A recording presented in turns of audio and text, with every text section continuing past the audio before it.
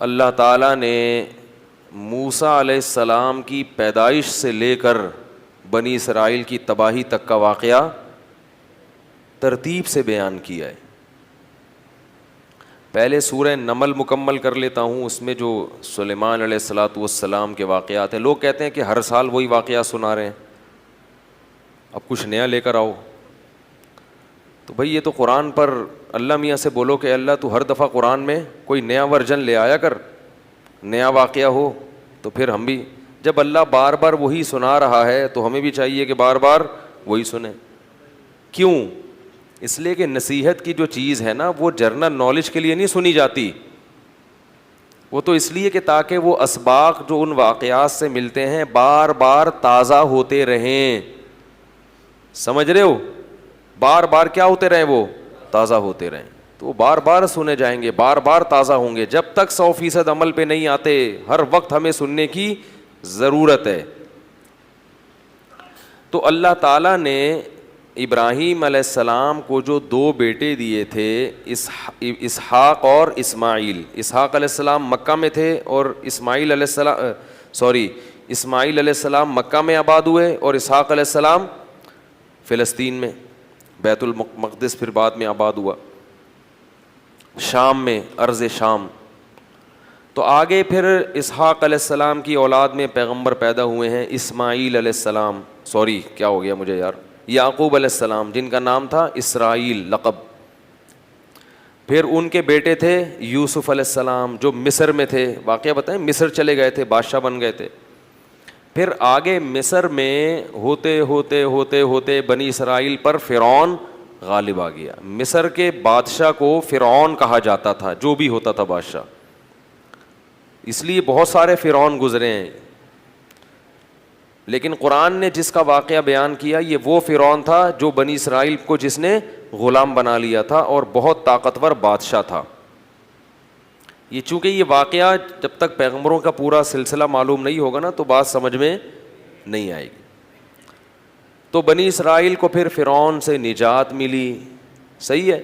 پھر اللہ نے بنی اسرائیل سے کہا کہ اللہ نے فرعون کو تو خود غرق کر دیا, اب تمہارے پاس ایک حکومت آئی ہے, ریاست آئی ہے, اللہ کی کتاب بھی آ گئی, اب تم جہاد کرو, اب تم اپنے پرانے وطن جاؤ. وہاں قوم عمالقہ کا قبضہ ہو گیا ہے, جہاں سے یعقوب علیہ السلام کو نکالا گیا تھا نا, بیت المقدس. ادخلوا الارض المقدسۃ التی کتب اللہ لکم, ارض مقدس. جیسے اللہ نے مسلمانوں کا مرکز مکہ کو بنایا, ایسے اللہ نے بنی اسرائیل کا مرکز بیت المقدس کو بنایا تھا کہ پیغمبروں کا جائے وطن بیت المقدس ہے, مصر نہیں ہے. یہاں تو کسی ایک وجہ سے آ گئے تھے, اب اس علاقے پہ قبضہ کرو اور بیت المقدس کو آزاد کراؤ, وہاں تمہاری خلافت قائم ہوگی, پھر وہاں سے پوری دنیا میں جہاد ہوگا, کیونکہ دین برحق اس وقت وہی تھا. اس لیے بیت المقدس کی بڑی فضیلت ہے, ہزاروں پیغمبر دفن ہیں وہاں پہ. جتنے قرآن میں واقعات بیان ہوئے ہیں نا, 99% واقعات وہیں ہوئے ہیں شام میں. حضرت مریم کا بچے کی ولادت, عیسیٰ علیہ السلام کی تقریر, پھر موسیٰ علیہ السلام, زکریا علیہ السلام کا محراب میں کھڑے ہو کر اللہ سے اولاد کی دعائیں مانگنا, یہ سارے ادھر ہی ہوئے ہیں واقعات. یہ تاریخی واقعات ہیں. جو لوگ جاتے ہیں, اب تو بیت المقدس جا نہیں سکتے, بڑی زبردست جگہ ہے, اگر اللہ کسی کو توفیق دے تو وہ جائے ضرور, ان جگہوں کی زیارتیں کرے. تو وہاں پر کیا ہوا کہ بنی اسرائیل کو کہا گیا اب کچھ ہمت خود کرو اور ارض مقدس پہ قبضہ کرو.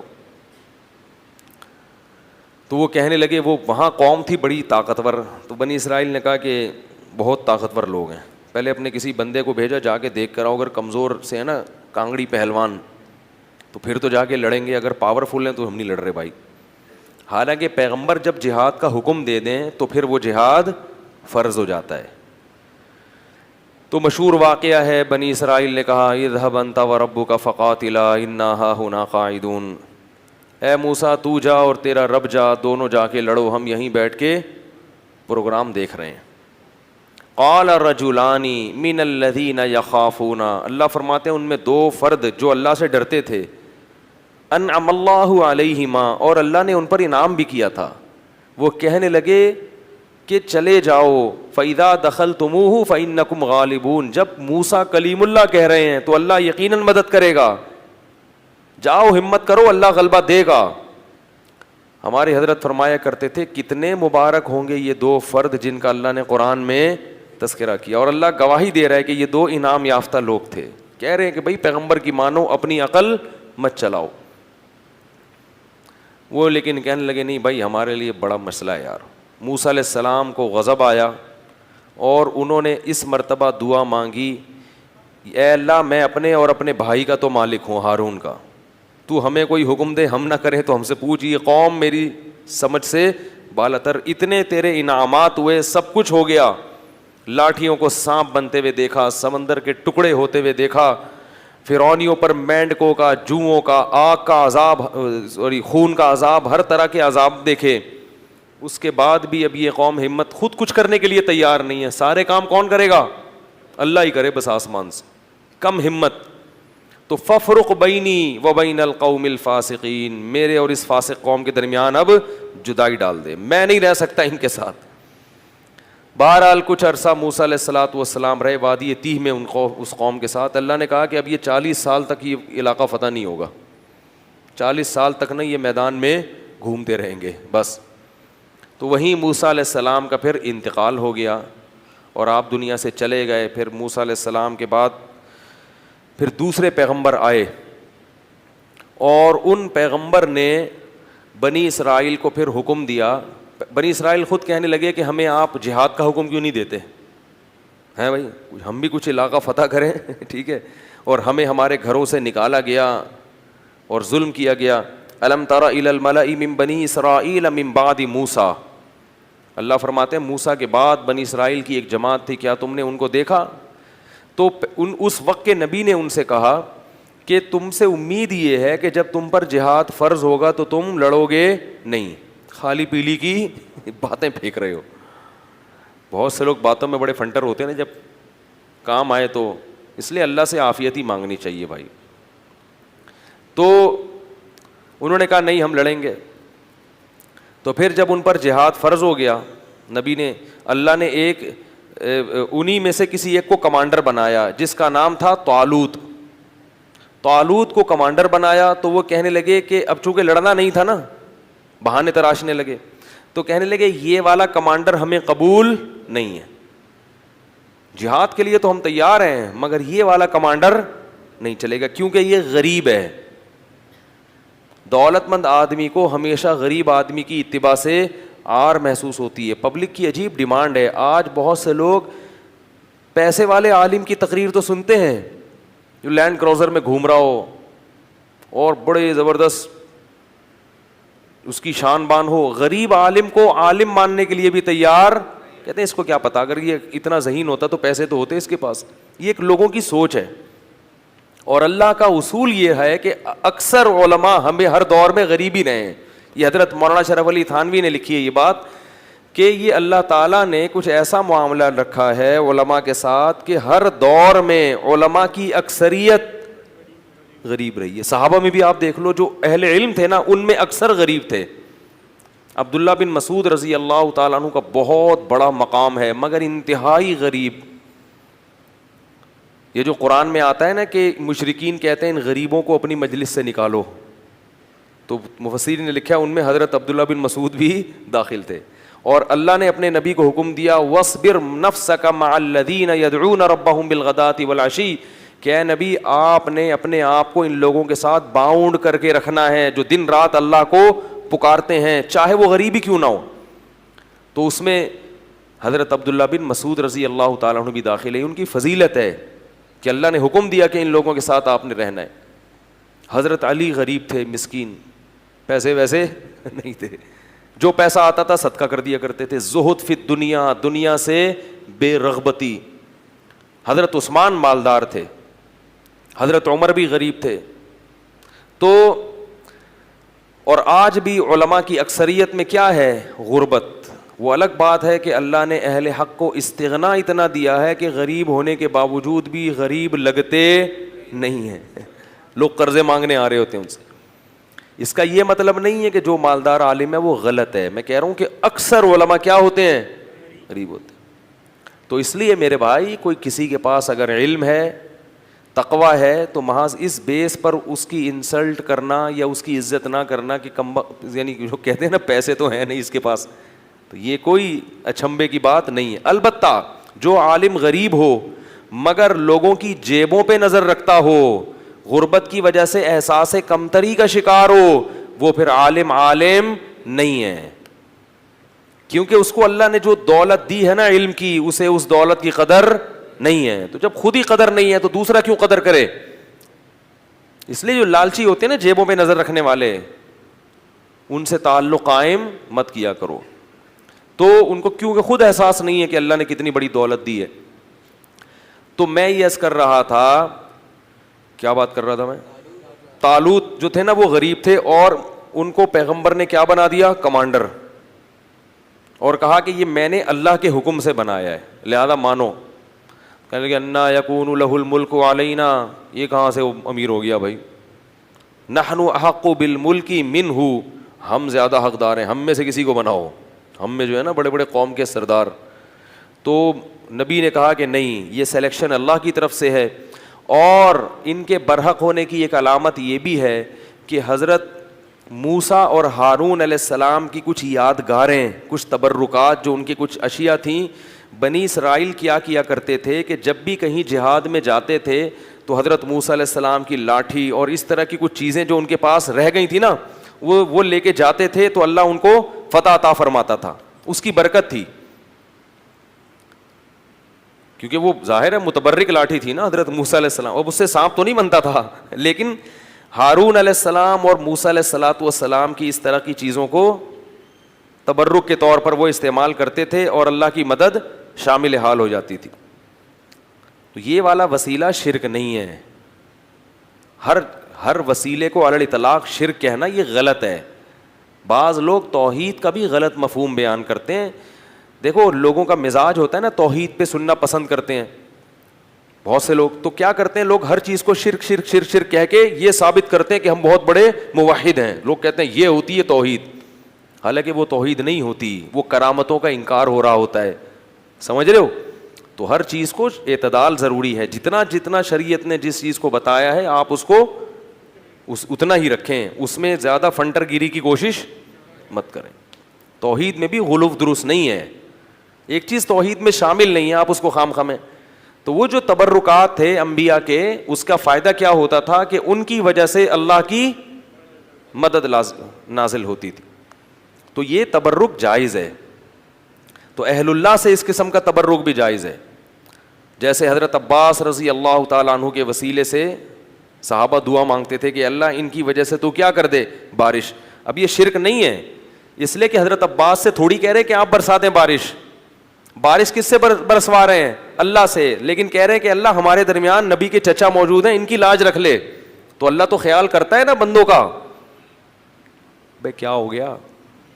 یہ والا وسیلہ بالکل جائز ہے. ہاں یہ وسیلہ کہ حضرت عباس بارش برسائیں گے یہ شرک ہو جائے گا, ان کے اختیار میں بارش برسانا نہیں ہے. تو کسی نیک آدمی کو اپنے درمیان رکھنا تاکہ اس کی وجہ سے اللہ کی ہم پہ برکتیں ہوں, اس کو بھی وسیلے سے تعبیر کیا جاتا ہے. یہ بالکل جائز ہے اور قرآن و سنت سے ثابت ہے. سمجھ میں نہیں آ رہی میرا خیال ہے بات.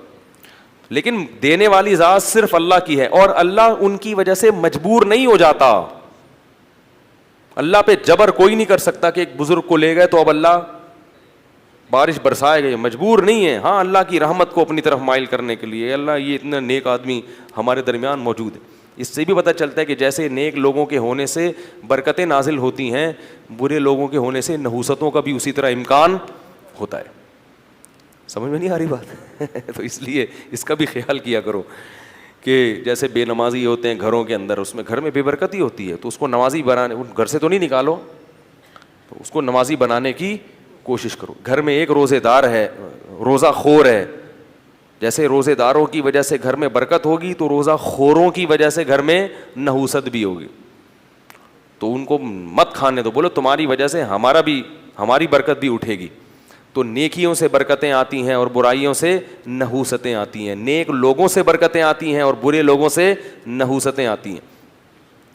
تو نبی نے ان سے کہا کہ ایک تابوت آئے گا جس میں تمہارے رب کی طرف سے سکینت ہوگی, اطمینان ہوگا, کیونکہ بقیۃ مما ترک آل موسیٰ و آل ہارون, کہ موسیٰ علیہ السلام کی آل نے جو کچھ چھوڑا اور ہارون علیہ السلام کی آل کی جو چیزیں تھیں وہ اس کے اندر رکھی ہوں گی.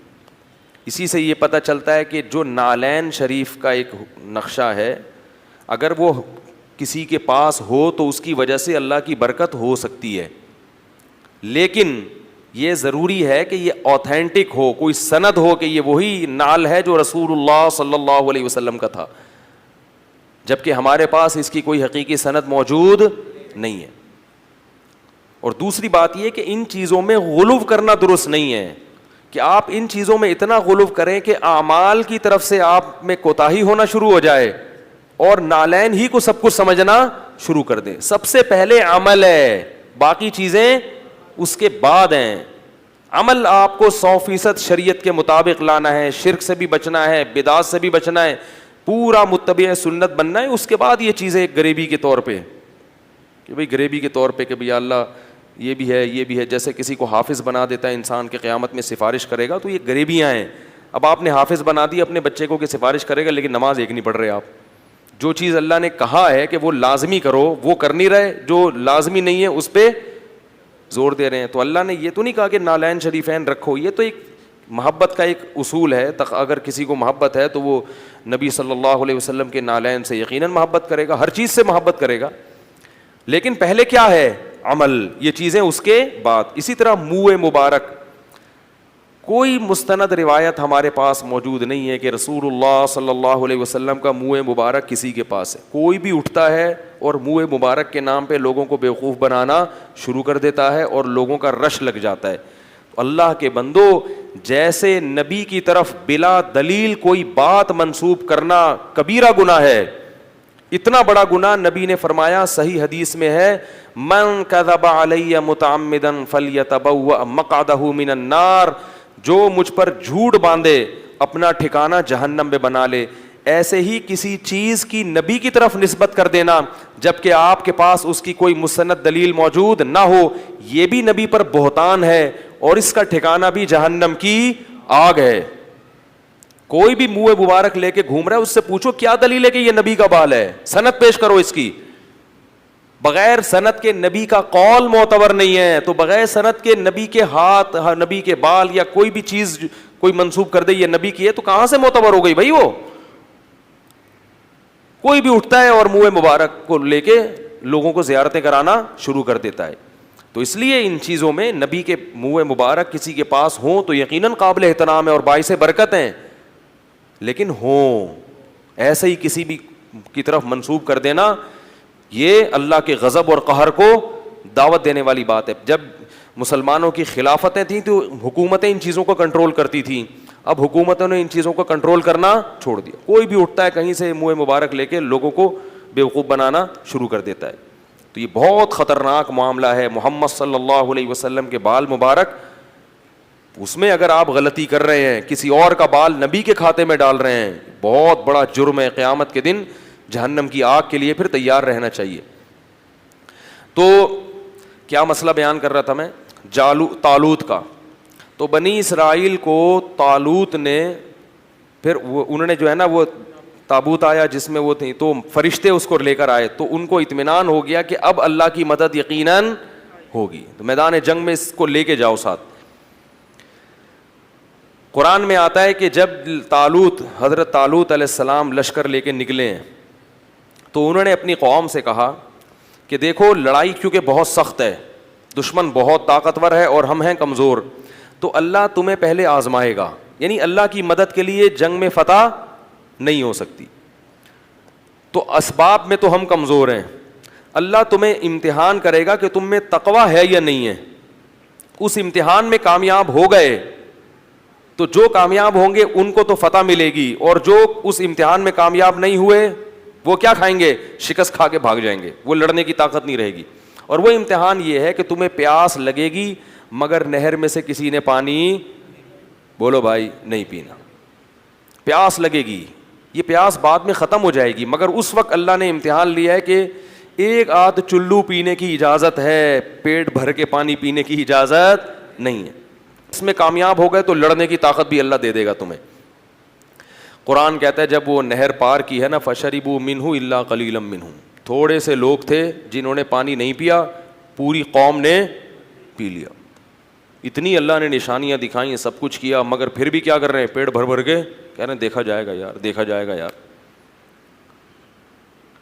اس کا نقصان کیا ہوا, اس گناہ کی نحوست کیا ہوئی کہ جب سامنے طاقتور لشکر دیکھا اور اس کا کمانڈر تھا جالوت, جو بڑا پہلوان جالوت تھا جیم کے ساتھ, بہت طاقتور, بہت پہلوان, اس کو دیکھا, اڑے بھائی اس کا قد دیکھو, اس کی باڈی دیکھو, ہے بھائی لگ رہا ہے کسی جم سے آ رہی ہے, اور یہ لوگ دیکھو اتنا بڑا لشکر.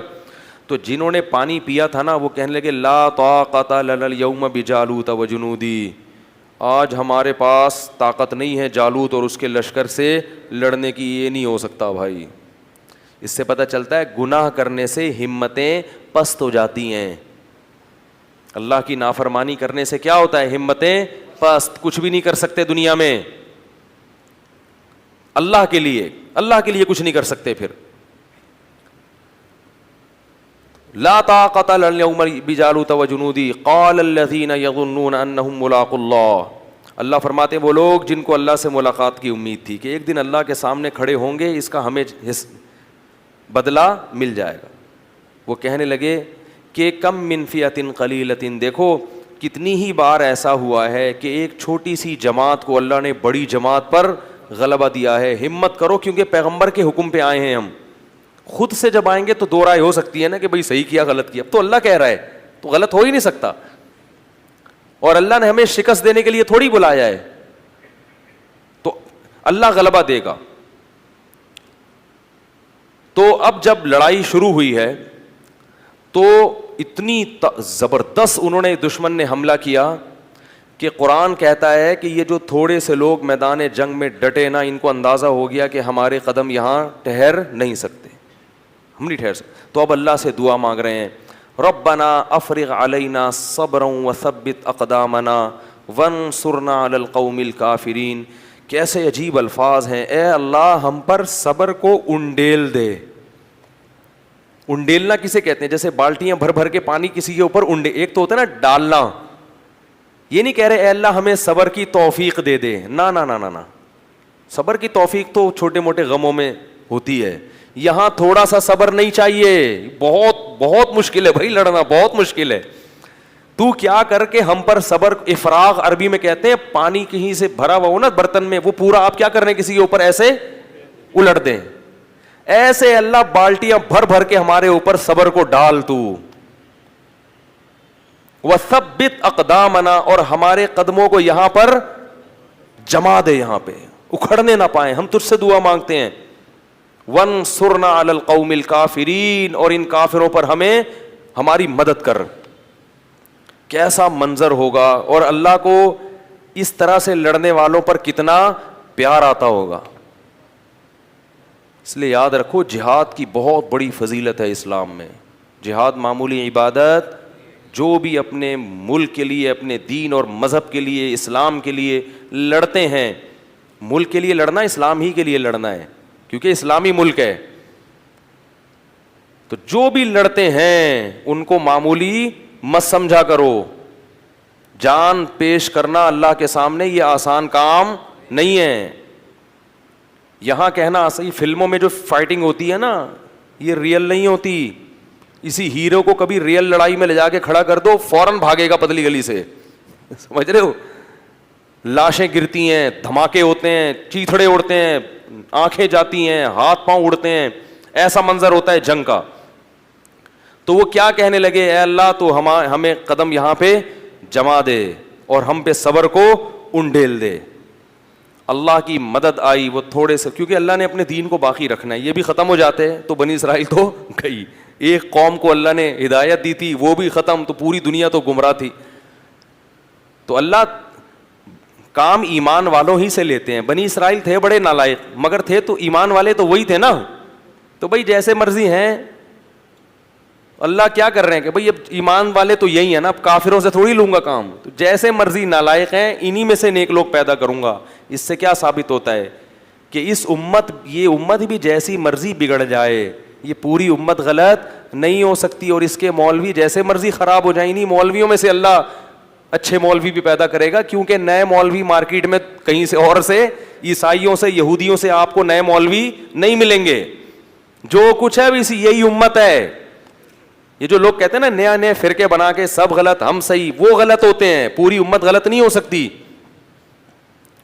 تو اللہ نے کیا کیا, اللہ فرماتے ہیں فَهَزَمُوهُمْ بِإِذْنِ اللَّهِ, اللہ کے حکم سے ان تھوڑے سے لوگوں نے ان طاقتور لوگوں کو شکست دے دی.